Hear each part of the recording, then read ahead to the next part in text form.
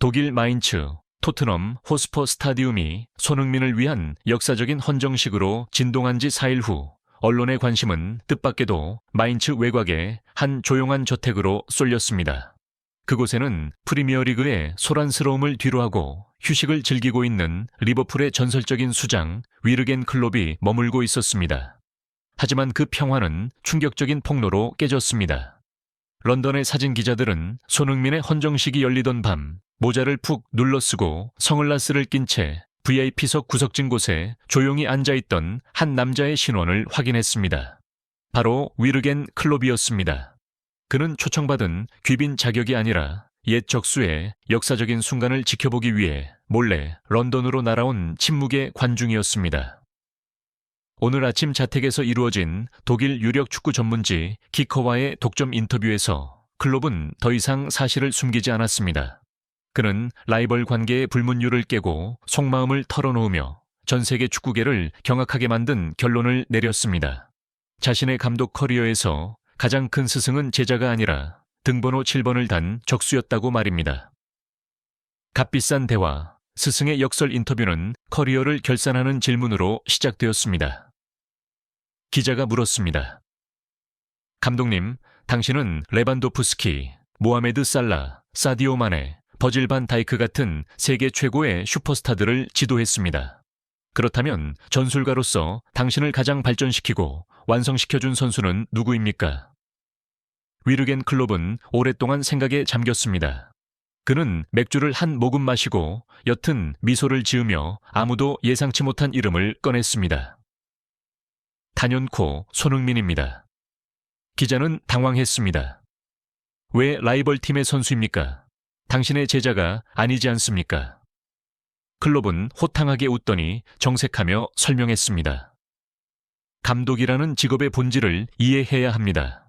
제 제자들은 내 말을 듣고 내 뜻대로 움직입니다. 내가 그들을 가르치는 것이지 그들이 나를 가르치지는 않습니다. 하지만 손흥민은요? 그와 맞붙을 때마다 그는 나를 끔찍하게 고민하게 만들었습니다. 그는 나로 하여금 전술을 수정하고 시스템을 바꾸게 강요한 가장 난해하고 잔인한 수학 문제였습니다. 훌륭한 스승이란 가장 어려운 문제를 내는 사람이고 영국에서의 9년 동안 손흥민은 제게 가장 어려운 출제자였습니다. 심층 분석, 하이라인의 파괴자 자신의 주장을 증명하기 위해 클롭은 전술 분석의 영역으로 깊이 들어갔습니다. 그는 왜 손흥민이 자신이 구축한 명성 높은 게겐프레싱 전술의 천적인지 해부했습니다. 모두가 내 철학을 압니다. 클롭이 테이블 위에 손가락으로 그림을 그리며 분석했습니다. 나는 높은 수비 라인을 사용하여 상대의 공간을 질식시키고 압박을 돕는 것을 선호합니다. 이 시스템으로 리버풀은 챔피언스 리그와 프리미어 리그를 제패했죠. 하지만 손흥민은 그 시스템의 크립토나이트, 치명적 약점이었습니다. 보통 바람처럼 빠른 공격수들은 볼 터치나 결정력이 투박하기 마련입니다. 반대로 기술이 좋은 선수들은 장거리 스피드가 부족하죠. 하지만 손흥민은 둘 다 가졌습니다. 그는 육상 선수와 예술가의 기괴한 결합입니다. 클롭은 전술적 악몽을 회상했습니다. 내 센터백이 단 1초라도 방심하거나 반 다이크나 마티베 등 뒤로 손바닥만한 공간이라도 생기면 손흥민은 즉시 응징했습니다. 그는 천재적인 레벨의 공간 해석 능력을 갖췄습니다. 저는 토트넘을 만날 때마다 밤을 새워 비디오를 돌려보며 오직 손흥민의 스프린트가 두려워 수비 라인 간격을 5m나 낮추는 조정을 해야 했습니다. 그가 제 수비 시스템을 극한까지 몰아붙였기 때문에 역설적으로 리버풀의 수비 조직력이 그렇게 완벽해질 수 있었습니다. 손흥민이라는 공포가 없었다면 우리는 발전하지 못했을 겁니다. 양발의 무기, 앞에서의 무력감, 모든 원칙을 파괴하다 클롭의 다음 논점은 손흥민의 희귀한 양발 능력에 집중되었습니다. 이것은 모든 수비 교과서를 무용지물로 만든 요소였습니다. 모든 감독이 가르치는 수비의 제1원칙은 상대를 약한 발 쪽으로 몰아라입니다. 클롭이 말했습니다. 로벤을 만나면 오른쪽으로 몰고 메시를 만나면 오른쪽으로 몹니다. 저는 항상 트렌트, 알렉산더 아놀드나 앤디 로버트슨에게 소리쳤습니다. 주발 각도를 주지 마. 하지만 손흥민에게는 그 말이 완전히 무의미합니다. 그는 제가 어느 쪽이 주발인지 모르는 전 세계 유일한 선수입니다. 그는 이 상황에서는 오른발로 먼 쪽 포스트를 향해 감아차고 바로 다음 상황에서는 왼발로 가까운 쪽을 향해 천둥 같은 슛을 날립니다. 그는 모든 수비학 교과서의 이론을 구시대의 유물로 만들어버렸습니다. 상대를 예측할 수 없다면 시스템적인 커버링을 업그레이드해야만 합니다.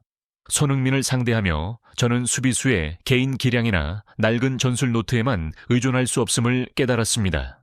그는 저에게 지역 방어 조직력에 있어 더 창의적이고 유연해지도록 강요했습니다. 그는 내 이론의 구멍을 지적해준 가장 혹독한 스승이었습니다. 천사의 얼굴을 한 암살자 클롭의 심리전 분석 전술뿐만 아니라 클롭은 손흥민의 스포츠 심리학적 측면에 대해서도 경의를 표했습니다. 그것은 그 어떤 공격적인 스트라이커보다 그를 더 두렵게 만든 요인이었습니다. 많은 선수가 공격성이나 분노 혹은 거친 신경전을 동력으로 삼습니다. 디에고 코스타가 예시죠. 그들은 수비수에게 공포를 주려 합니다. 클롭이 진단했습니다. 손흥민은 다릅니다. 그는 웃고 친절하며 넘어진 상대를 일으켜 세워줍니다. 하지만 휘슬이 울리고 공이 발에 닿는 순간 그는 외과 의사의 수술용 메스처럼 차갑고 예리해집니다. 저는 라이벌로서가 아니라 순수한 축구팬으로서 몰래 헌정식에 갔습니다. 손흥민이 울면서 관중들에게 고개 숙이는 모습을 보며 왜 그가 그토록 위험한 선수인지 이해했습니다. 그는 즐거움과 감사함으로 축구를 하기 때문입니다. 자아가 비대한 이기적인 선수가 아니라 개인의 영광보다 팀을 위해 뛰는 선수가 가장 무서운 법입니다. 그들은 100%가 아니라 200%를 쏟아붓고 공을 뺏기면 서서 불평하는 대신 수비하러 미친 듯이 뛰어내려 오니까요. 손흥민은 제가 제자들에게 항상 바랐던 태도의 완벽한 표본입니다. 클롭의 고백은 클롭의 고향이자 손흥민이 커리어를 시작한 독일의 전문가들에게 즉각적인 공감을 얻었습니다. 독일 전문가들의 반응. 전 첼시, 바이에른 뮌헨 감독 토마스 투헬.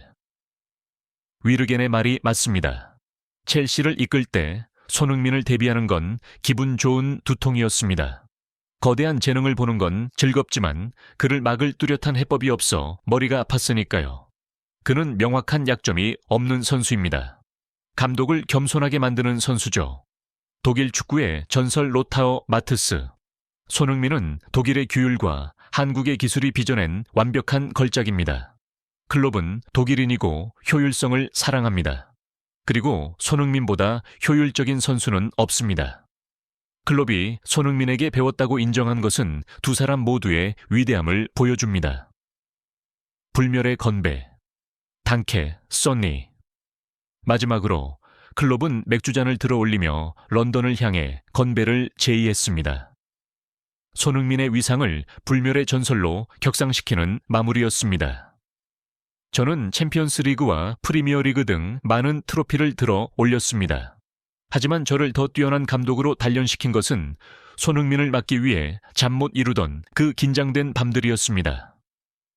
고맙다, 소니. 위대한 적이 되어주어서.